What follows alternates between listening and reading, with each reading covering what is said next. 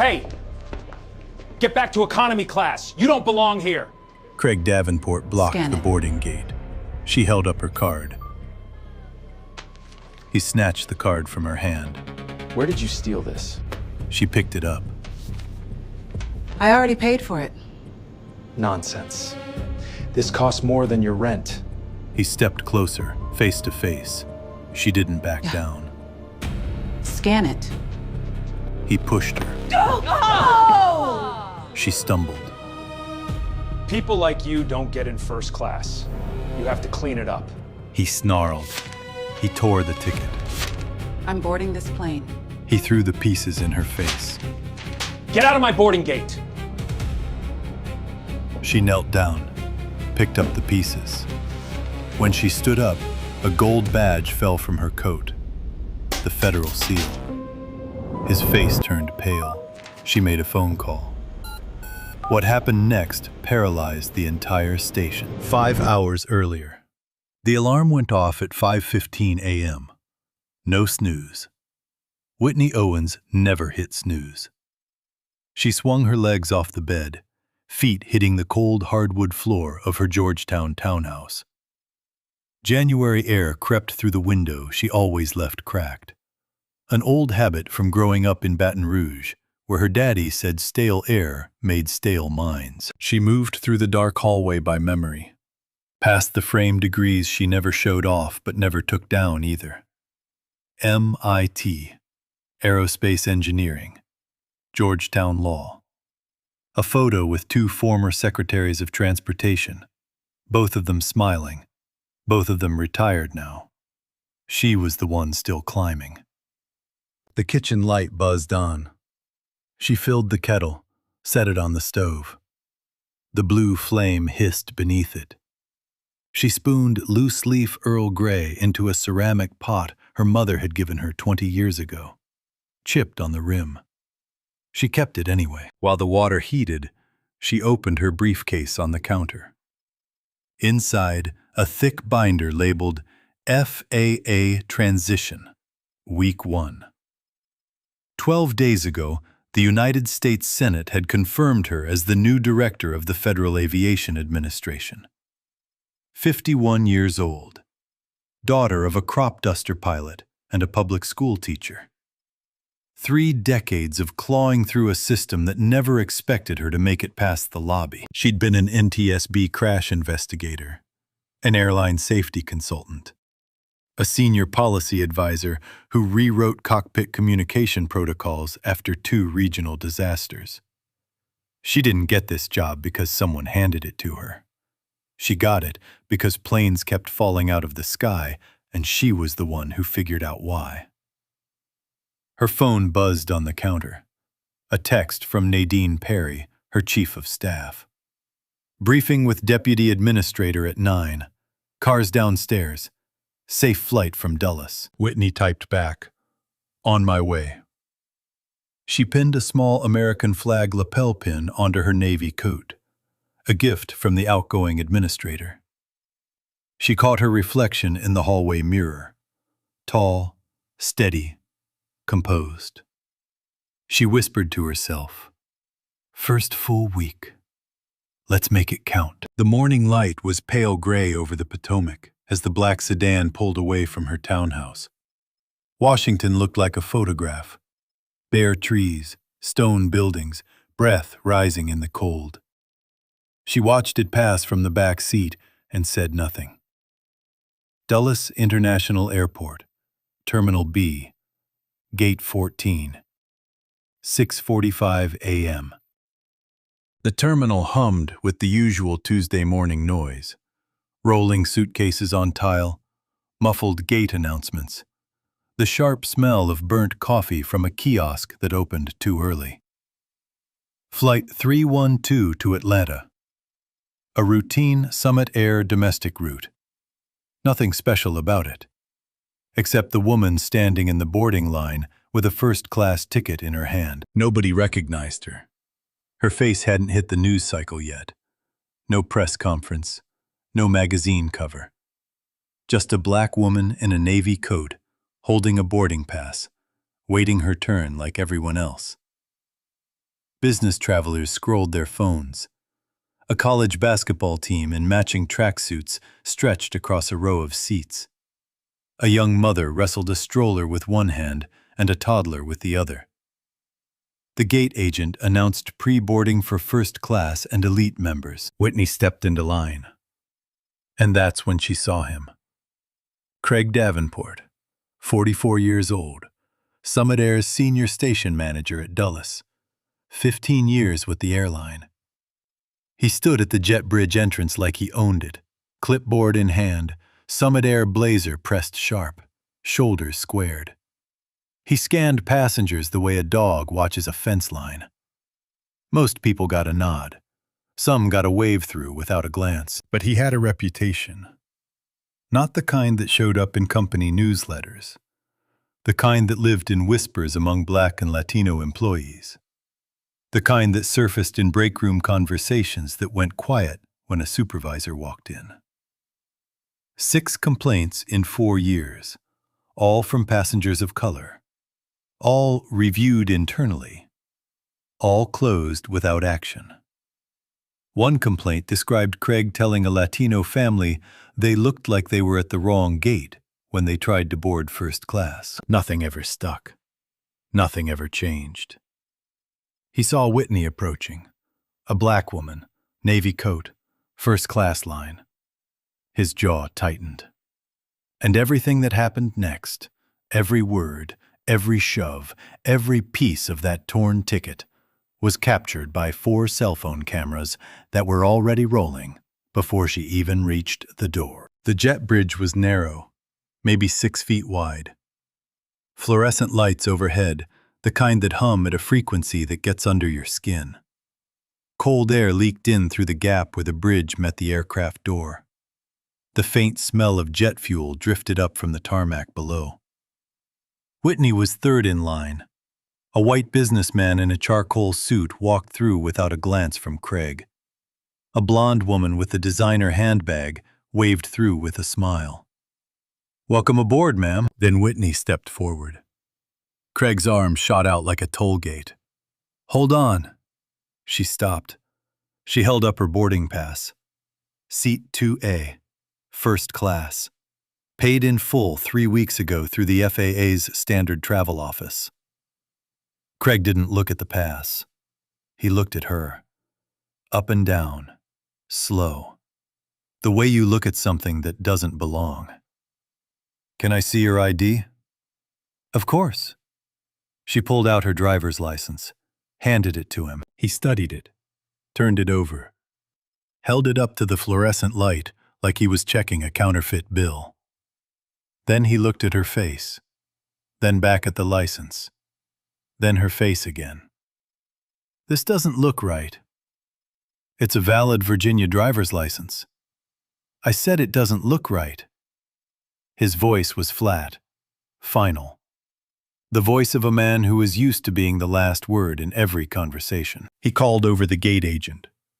Brenda Collins. Mid-30s, brunette, Summit Air name tag pinned slightly crooked on her vest. She walked over with the careful posture of someone who already sensed trouble. Craig tilted his head toward Whitney and spoke in a half-whisper, but not quiet enough. Whitney heard every word.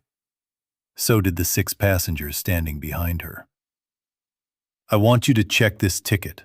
Something's off. Doesn't match the profile." Brenda walked back to the gate podium. She typed.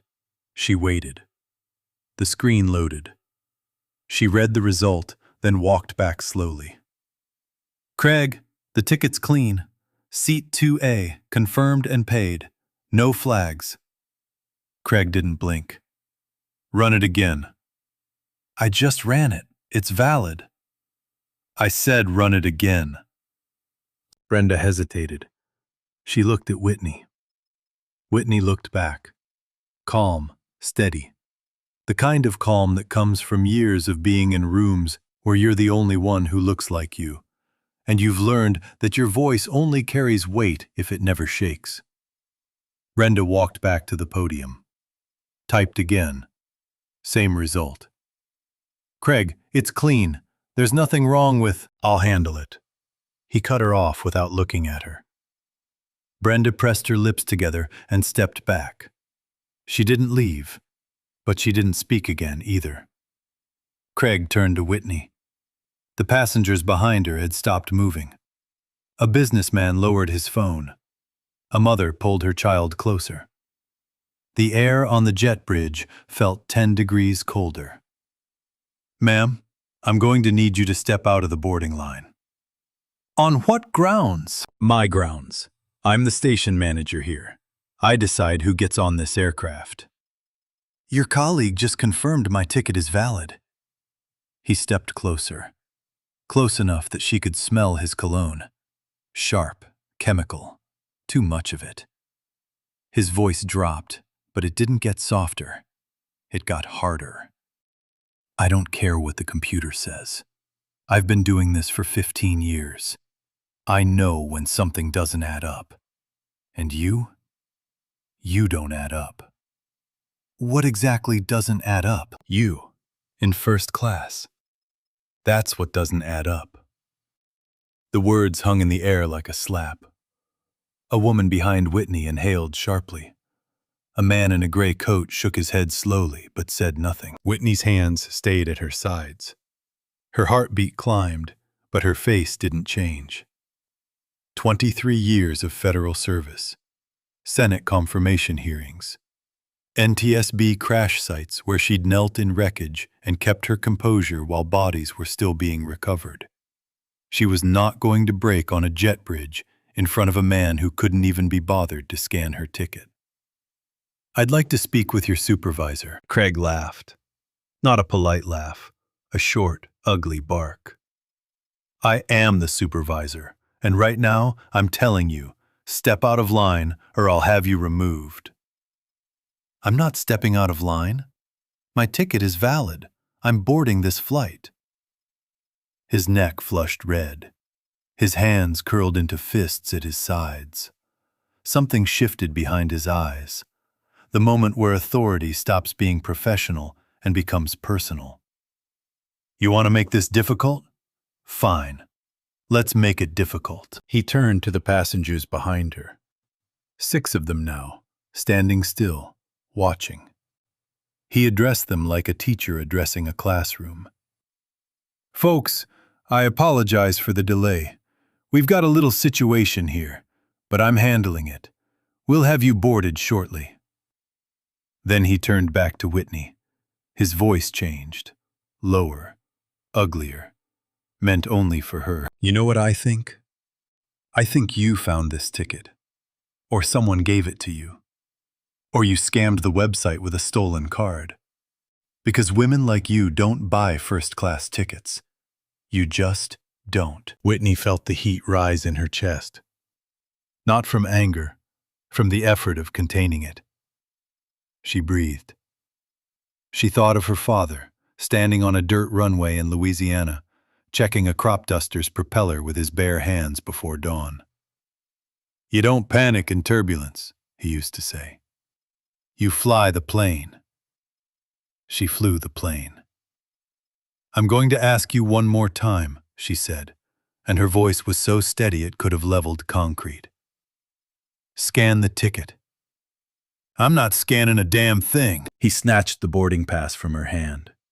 He held it up, high, between 2 fingers, so every passenger on that jet bridge could see it. He looked at it the way you'd look at a piece of trash stuck to your shoe. Then he looked at her, and he tore it in half. Slow, deliberate. The sound of it, that dry rip of cardstock, echoed off the jet bridge walls like a gunshot in a library. He threw the pieces. They hit her chest. One half stuck to her coat for a second before falling. The other spun to the ground. "There. Now get out. Go back to the terminal. Go rebook at the counter. Go wherever you want. Just get off my jet bridge." Nobody moved. Nobody spoke. 30 passengers turned into statues. The hum of the fluorescent lights was the only sound. Somewhere on the tarmac below, an engine whined to life, and the vibration shook the bridge under their feet. Whitney looked down at the pieces on the floor, one near her left shoe, one near her right. She knelt. She picked up both halves. She pressed them together with the care of someone handling evidence, because that's exactly what they were. She stood. She straightened her coat. She looked Craig Davenport in the eye. "I'd like your full name and employee ID number." Craig crossed his arms. "Craig Davenport, station manager, employee number 40112. And you're welcome to file a complaint at customer service, downstairs, to your left. Good luck with that." A man's voice broke the silence. Derek Harmon, black, mid-40s, business suit, standing 4 people back in line. His phone was up, recording. "Hey, I saw all of that, every single second. You just tore up a paying customer's ticket for no reason." Craig pointed at him. "Sir, I suggest you put that phone away and mind your own business, unless you want to join her." Derek didn't lower his phone. "I'm minding everybody's business right now. That's exactly what I'm doing." A young woman, college-aged, red backpack, earbuds around her neck, had been live streaming from the moment Craig first raised his voice. Her viewer count was climbing. An elderly white couple stood near the back. The wife leaned into her husband and whispered, loud enough to carry, "That was the most disgraceful thing I've ever seen in an airport." The husband nodded, but stayed quiet. Brenda Collins, the gate agent, stood behind the podium. Her hands were shaking. She'd tried to tell Craig the ticket was valid, twice. He'd shut her down both times. She stared at her screen and blinked hard, jaw clenched, saying nothing. Whitney pulled out her phone. She dialed a number. 1 ring, 2. "Nadine, it's Whitney. I'm at Dulles, Gate 14, Jet Bridge. I need you to call Summit Air's corporate liaison and the DOT Inspector General's office. Yes, right now." She hung up.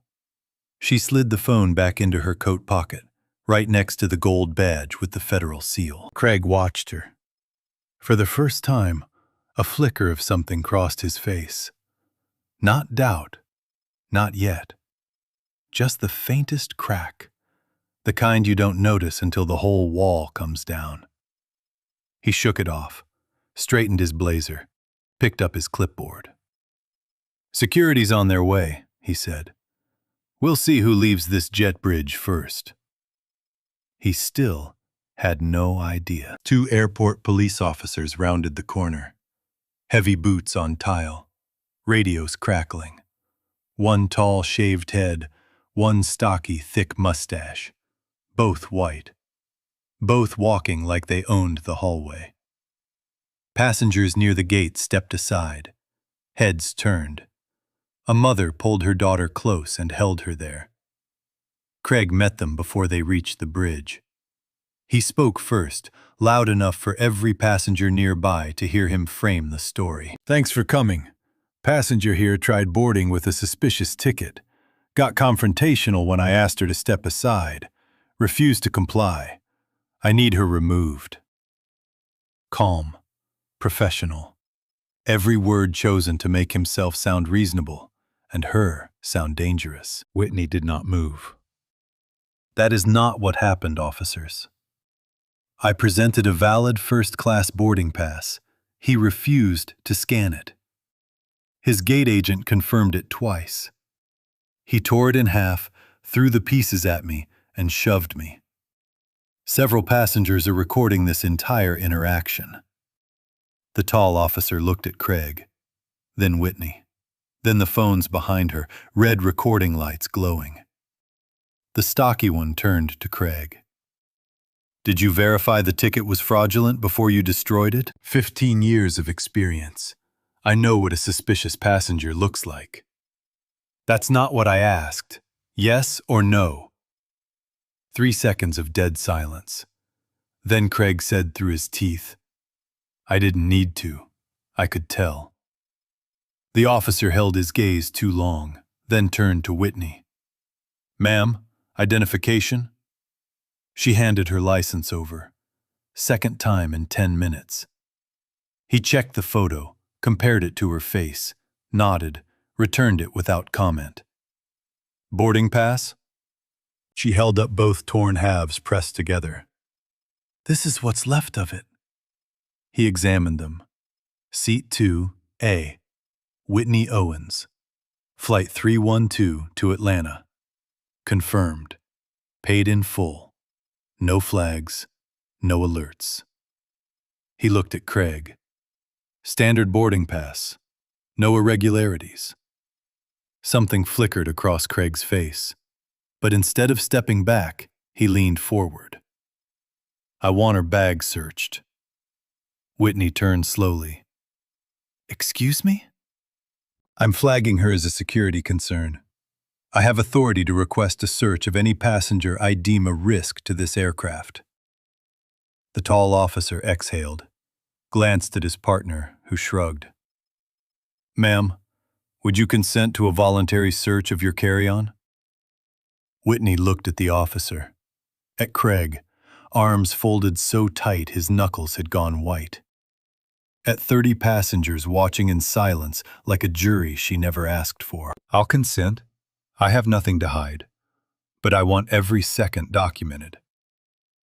They placed her bag on the metal bench bolted to the bridge wall. The officer pulled the zipper.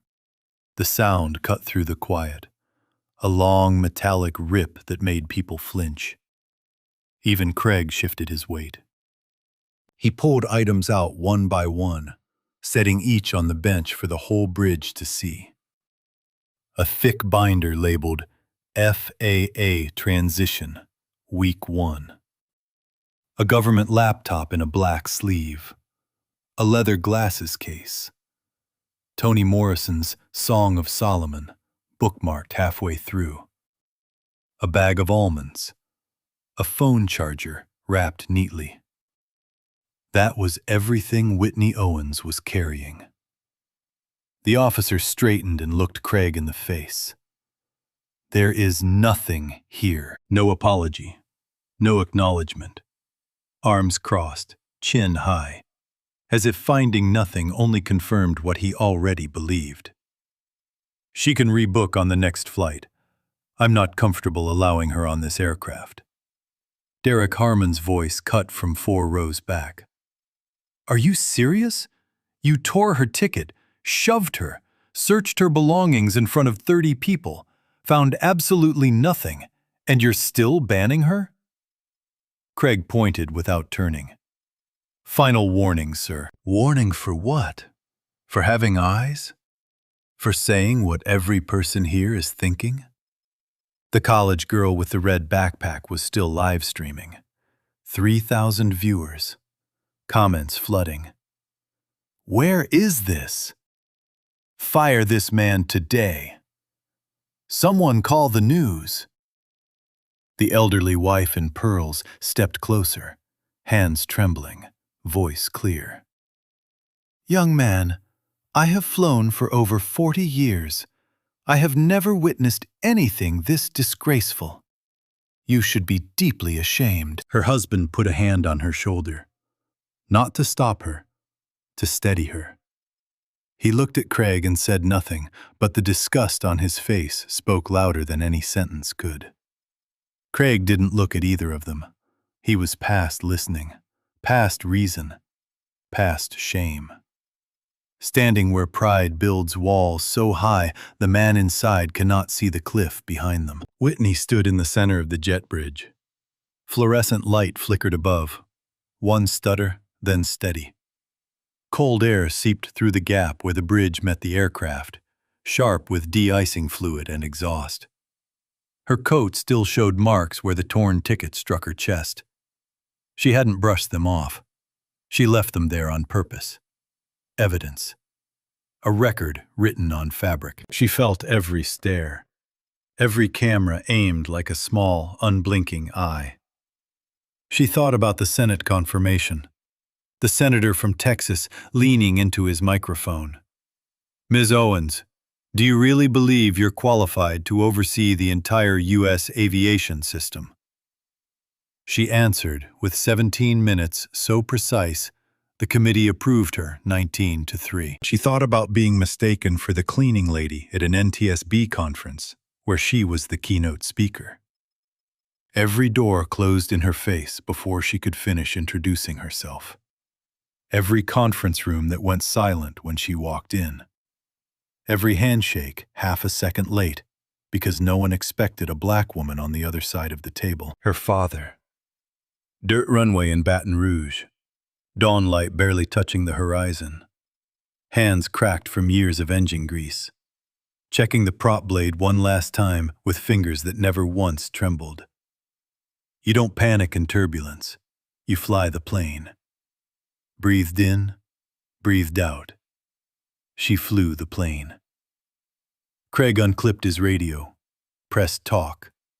His voice smooth, unhurried, the tone of a routine operational call. Regional Ops, this is Davenport at Dulles, Gate 14. Requesting passenger added to today's no-board list. Whitney Owens. Disruption and non-compliance. Copy. Static crackled. Copy, Davenport. Processing. Whitney heard every word. Her eyes never left Craig's face. For the first time, something shifted in her expression. Not fear, not tears. Something colder. Something with edges sharp enough to draw blood. The kind of look that comes right before the ground opens up beneath someone's feet, and there is nothing underneath but a very long fall. She pulled out her phone, dialed a different number, not Nadine. Spoke quietly, turning slightly but making no effort to hide. This is Director Owens. I need Summit Air's operating certificate file on my desk by noon. Compliance history, incident reports, discrimination complaints, everything. Pause. Listened. Yes, today. Hung up.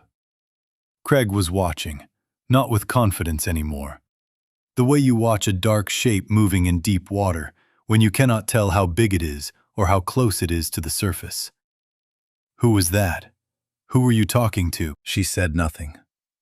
Slid the phone into her pocket. Looked at him with an expression so still it seemed to drop the temperature on the bridge by 10 degrees. The look of a woman who knew exactly what was coming and was perfectly content to stand right here and wait for it to arrive on its own time. Nadine called back 30 seconds later. Whitney answered, listened without interrupting, said 3 words. Good.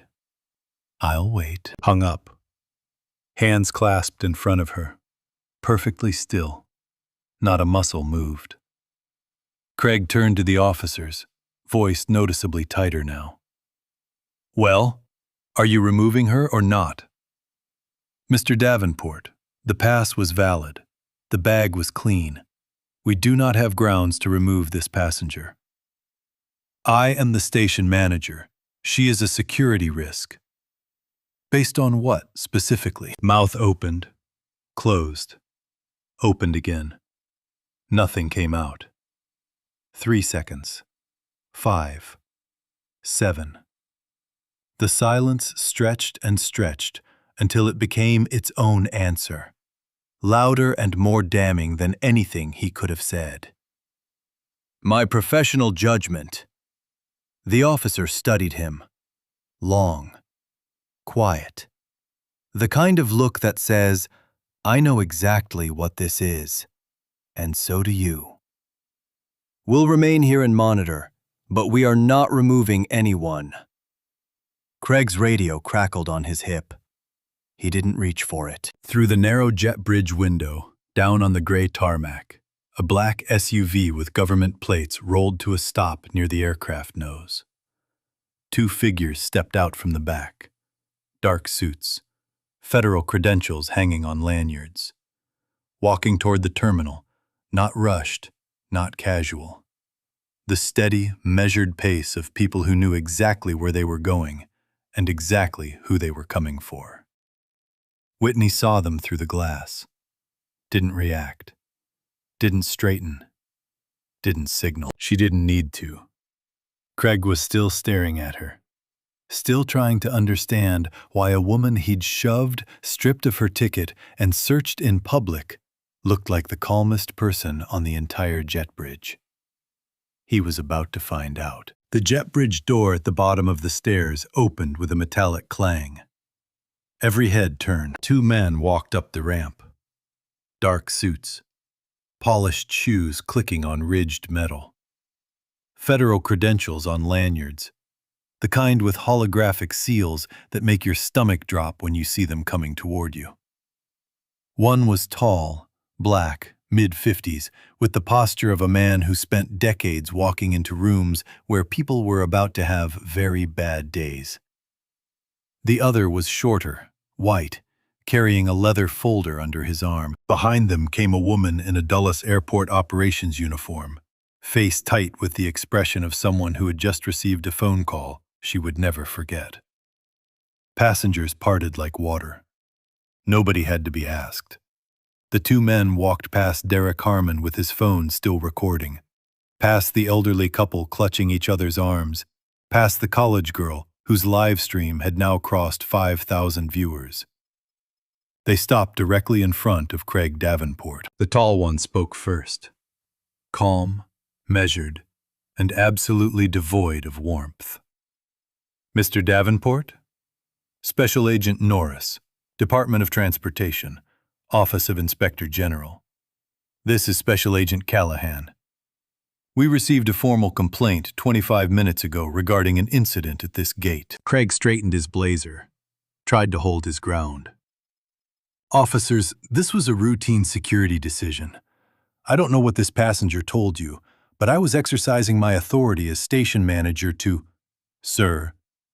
Agent Norris raised one hand, and Craig's mouth stopped moving like someone had hit a switch. "Do you know who you denied boarding to today?" Craig blinked. "Some woman with a first-class ticket that I flagged as—" "That woman," Norris said, turning to gesture toward Whitney, still standing where she had been for 30 minutes, hands clasped, coat still marked with dust from her own torn boarding pass, "is Whitney Owens. She was confirmed by the United States Senate 12 days ago as the new director of the Federal Aviation Administration." He paused, let the words land like a hammer on glass. "She is, effectively, the person who oversees whether your airline is permitted to fly in United States airspace." Silence. Not an awkward pause. Not a lull. The silence of a world rearranging itself. The kind of silence where you can hear the blood draining from a man's face. Craig's lips parted. His arms, crossed tight for the past 30 minutes, slowly dropped to his sides. His clipboard slipped from his fingers and clattered on the metal floor, the loudest sound on the jet bridge. He looked at Whitney. She looked back. Her expression hadn't changed, not one muscle. She had known who she was the entire time. She had never needed him to know. She only needed him to show who he was. And he had, in front of 30 witnesses and 4 cameras. The Dulles operations director stepped forward. Her voice was sharp and final. "Mr. Davenport, you are relieved of your duties at this gate immediately. I need your badge and your radio. Now." His hand went to the badge clipped to his blazer, fingers fumbling. It took 3 tries to unclip it. His hands were shaking so badly, the badge slipped and pinged against the floor. He bent down to pick it up. The same floor where Whitney had knelt to gather her torn boarding pass minutes earlier. The symmetry was not lost on a single person watching. He handed over the badge, then the radio. He couldn't look at the operations director, couldn't look at the agents, couldn't look at Whitney. He stared at the floor. I didn't know," he whispered. "There was no way I could have known who—" Whitney spoke, and every person on that jet bridge heard her. Not because she raised her voice, but because the silence around her was so total that even a whisper would have carried to the back wall. Mr. Davenport, you didn't do this because you didn't know who I was. You did this because of what you assumed when you looked at me. That is exactly the problem, and that is exactly why every second of it is documented.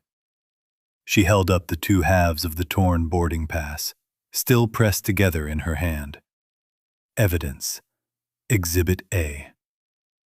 Derek Harmon, still recording, exhaled slowly. Oh my God. The college girls' live stream exploded. 5,000 became 10,000 in under a minute. Comments blurred past faster than anyone could read. She's the head of the FAA. He is so done. This is the best thing I have ever seen. The elderly wife in pearls put her hand over her mouth. Her husband shook his head slowly, over and over, saying nothing. Brenda Collins, the gate agent who had tried twice to tell Craig the ticket was valid, walked from behind the podium, tears running down her face.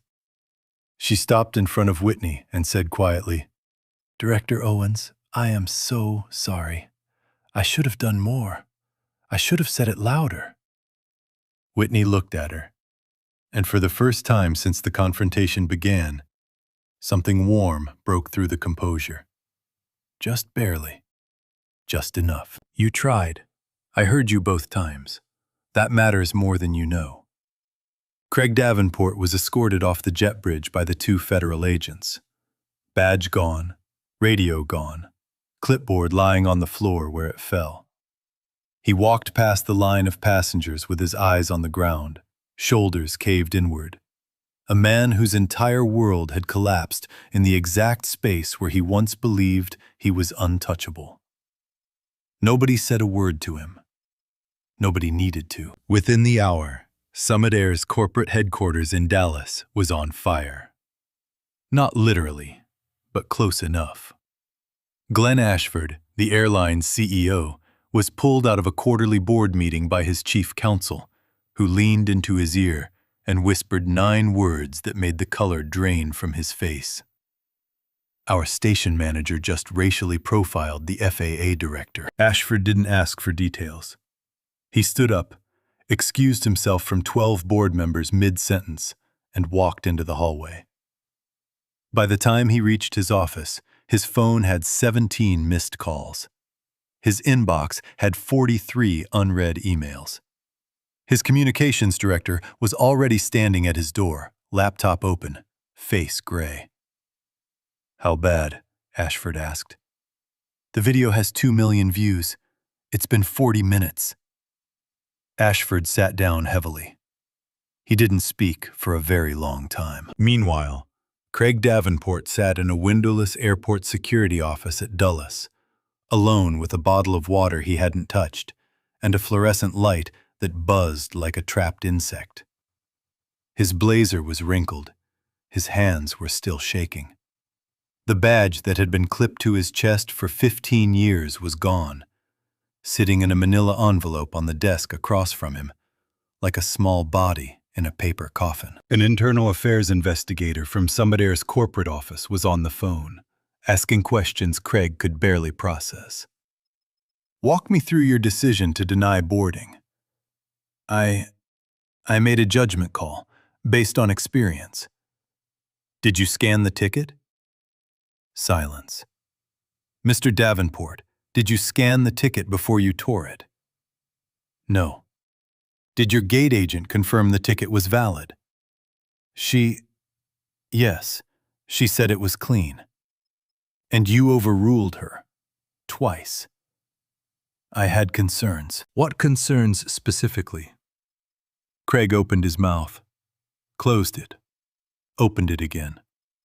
The same emptiness that had swallowed him on the jet bridge returned, a hole where a reason should have been. He had no answer that wouldn't sound exactly like what it was. "I made a mistake," he finally said. "How many white passengers did you stop and search today, Mr. Davenport?" He didn't answer. He didn't need to. They both already knew the number was 0. 2 hours after the incident, Summit Air released a carefully worded public statement. Craig Davenport has been immediately suspended, pending a full internal investigation. The incident at Dulles International Airport is deeply troubling and wholly inconsistent with Summit Air's core values of respect and inclusivity for all passengers. It wasn't enough. Not even close. Because by then, Derek Harmon's video had already traveled further than any corporate press release ever could. He posted it with a single caption. "This is what happened at Dulles this morning. Watch the whole thing." No commentary, no filter, no edits. Just 4 minutes and 38 seconds of Craig Davenport dismantling his own career in real time. The college girl's live stream had been clipped, reposted, and shared across every major platform within the hour. By noon, the hashtag #LetHerFly was trending nationwide. By 2 in the afternoon, it had gone global. A local DC reporter named Laura Sims broke the story on the evening news broadcast. The headline filled the screen in bold white letters. "FAA director denied boarding. Ticket torn by airline manager at Dulles." The footage was devastating. Craig's voice, his posture, the ugly sound of the boarding pass tearing. Whitney's absolute stillness. Cable news ran the clip on a continuous loop all evening. Aviation analysts were interviewed. Civil rights attorneys weighed in on every channel. Social media erupted with personal stories from Black travelers sharing their own experiences. Different airports, different airlines. Same humiliation. Same sinking feeling of being told, "You don't belong here." And through all of it, Whitney Owens said nothing publicly. Her office released a single line. Director Owens is focused on the important work of the FAA and trusts the appropriate processes to address this matter. That one sentence, calm, restrained, refusing to perform outrage for cameras, earned her more respect than 100 press conferences ever could have. The woman who had been called trash on a jet bridge that morning was, by evening, the most talked about government official in the entire country. Not because she had shouted, not because she had pulled rank, but because she had stood completely still while a man destroyed himself in front of her. And then she had walked away and gone back to work. The internet had a name for it by nightfall. They called it the Jet Bridge Incident. And it was far from over. The DOT Inspector General's office opened a formal investigation within 48 hours. But they weren't just looking at the jet bridge. They were looking at everything. Federal investigators issued subpoenas for Summit Air's internal records, employee files, complaint logs, disciplinary reports, training certifications. What they found wasn't a single bad employee. It was a pattern, a system, a culture that had quietly, deliberately looked the other way for years. Craig Davenport had been the subject of 6 prior complaints over 4 years. 6. All from passengers of color. All filed through Summit Air's official customer feedback system. All reviewed internally. All closed without action. The reports sat in a database that nobody with authority had ever bothered to open twice. One complaint described Craig telling a Latino family they looked like they were at the wrong gate when they attempted to board first class. Another described him demanding a black businessman show a second form of ID after his boarding pass had already been scanned and accepted.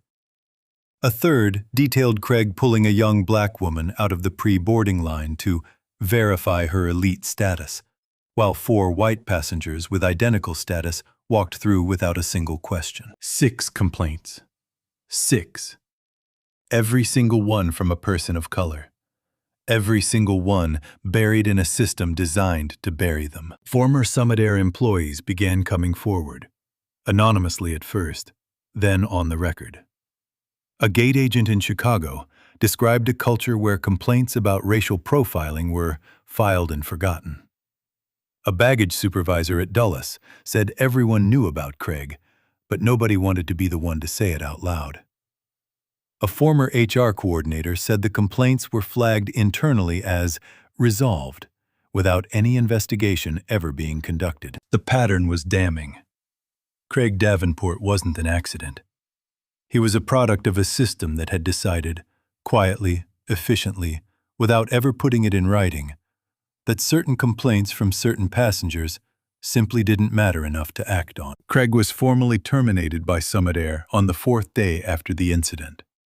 His termination letter cited gross misconduct, violation of passenger rights, and conduct unbecoming of a Summit Air representative.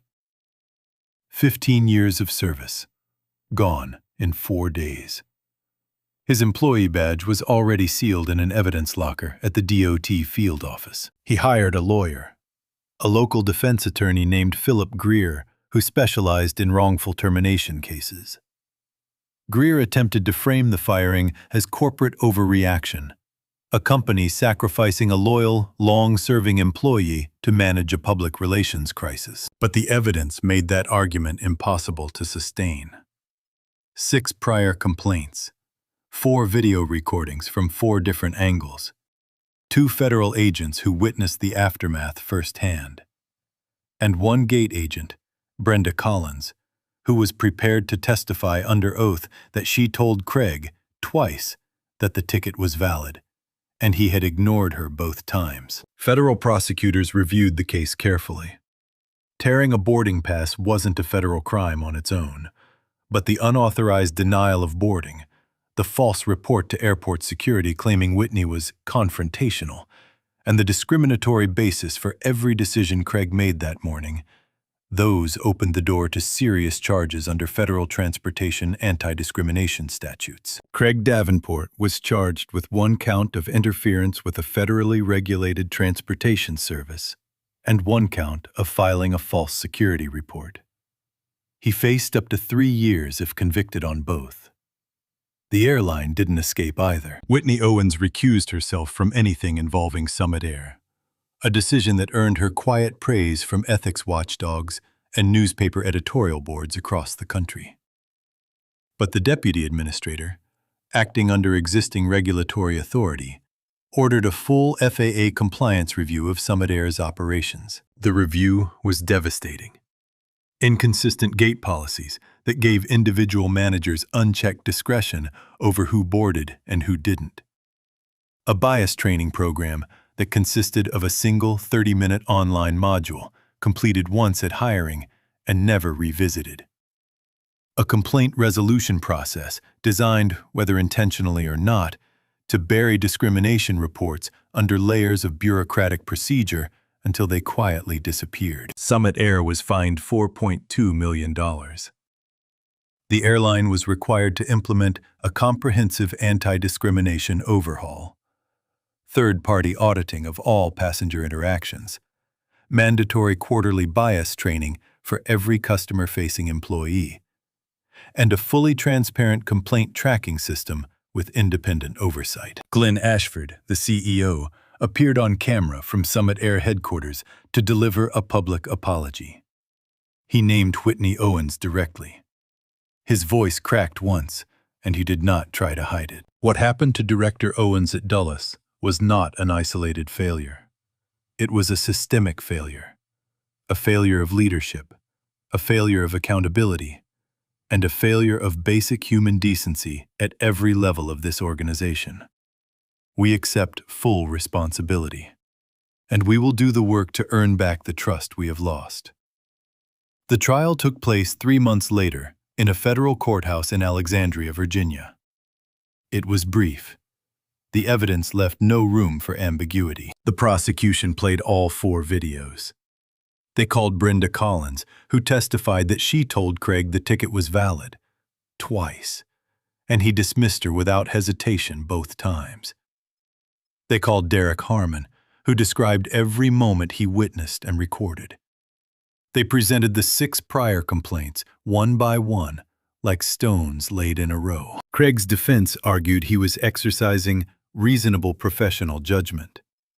The prosecutor dismantled the argument with a single question. Mr. Davenport, in 15 years as station manager, can you name one white passenger you pulled from the boarding line, searched, and denied access to the aircraft? Silence. The same silence that had followed him from the jet bridge to this courtroom. The jury deliberated for less than 4 hours. Guilty on both counts. The judge, an older woman with silver-rimmed glasses and a voice that carried without effort, delivered the sentence. 18 months in federal prison. A permanent ban from employment in the aviation industry. And then she said something that would be quoted in every news article, every editorial, every social media post for weeks to come. The jet bridge is not your personal checkpoint, Mr. Davenport. The flying public deserves better, and this court will ensure they get it. Craig Davenport stood motionless as the sentence was read. He did not speak. He did not look up. The courtroom was silent except for the scratch of reporters' pens and the faint click of a camera shutter from the gallery. 15 years of authority. 18 months behind bars.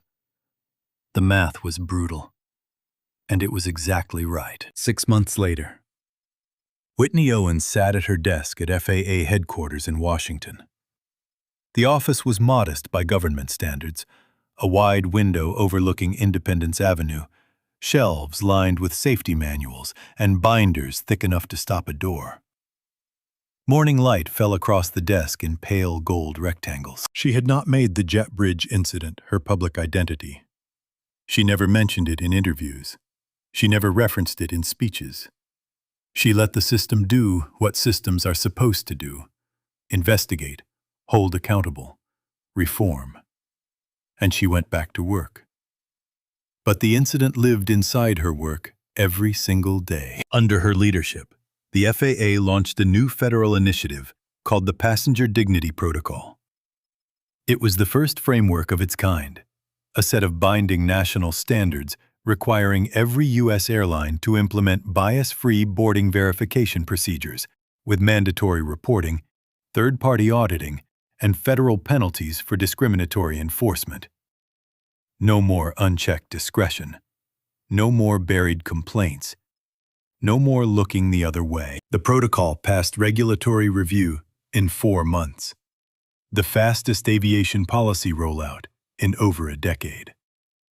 On her desk, near the corner by the window, sat a small glass frame. Inside it were 2 pieces of torn cardstock, pressed together carefully. A boarding pass, Seat 2A. Summit Air Flight 312 to Atlanta. The edges didn't quite line up anymore. They never would. It wasn't a trophy. It was a reminder. A young black woman, a new FAA intern on her first week, noticed the frame one morning and asked about it. Whitney told her the story, briefly, without drama. Then she said, "The system isn't perfect. It never will be. But when you're inside it, you can push it closer. That's why you're here." The intern nodded. She didn't say anything, but she remembered every word. The witnesses carried the story forward in their own ways. Derek Harmon was invited to speak at a National Transportation Equity Conference 6 weeks after the trial. He stood at the podium and told the audience what he saw that morning on the jet bridge at Dulles. He said, "I almost didn't say anything. I almost just looked at my phone and minded my own business. I'm glad I didn't. But I think about all the times I did stay quiet. And I think about all the times other people did too." Brenda Collins was promoted to a training supervisor role at Summit Air, where she helped redesign the airline's gate interaction protocols from the ground up. On the first day of every new employee orientation, she told the same story, and she always ended it the same way. If you see something wrong, say it out loud. Don't wait for permission. Don't wait for someone with more authority. Just say it. Because staying quiet is a choice too. And it's not a neutral one. The elderly couple, the wife in pearls, the husband in the tan overcoat, wrote a letter to the editor of the Washington Post.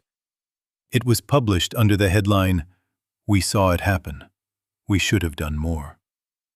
The letter was shared over 200,000 times. Justice doesn't always arrive in a courtroom.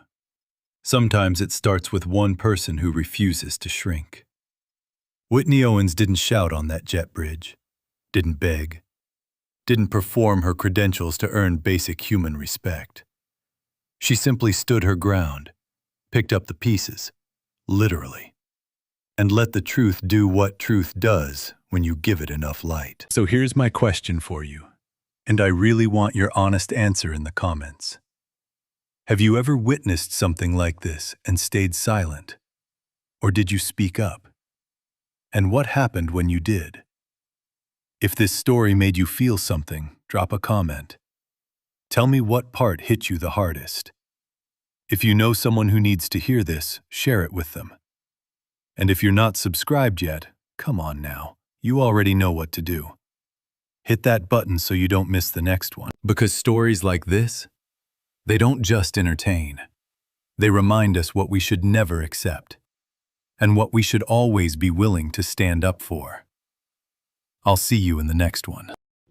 I want to leave you with something simple. You don't owe anyone your credentials just to be treated like a human being. You shouldn't have to prove your title, flash your badge, or name your salary before someone decides you deserve a basic respect. If someone needs to know who you are before they treat you right, that tells you everything about who they are. And let's be honest, systems don't break on their own. They break because people inside them decide silence is easier than accountability. 6 complaints, 6 chances to do the right thing. 6 times somebody looked at the truth and closed the file. That's not a glitch, that's a choice. But here's what I keep coming back to. Composure is power, not loud kind, the quiet kind, the kind that lets someone destroy themselves right in front of you while you stand still and let the truth do the work. That takes more strength than most people will ever understand. So tell me, have you ever watched someone get treated like they didn't belong and said nothing? Or did you speak up? Be honest. Drop it in the comments. If this one hit you, share it, like it, subscribe so you don't miss what's next. Because respect is not a reward for status, it's the bare minimum. And the bare minimum should never be this hard to get.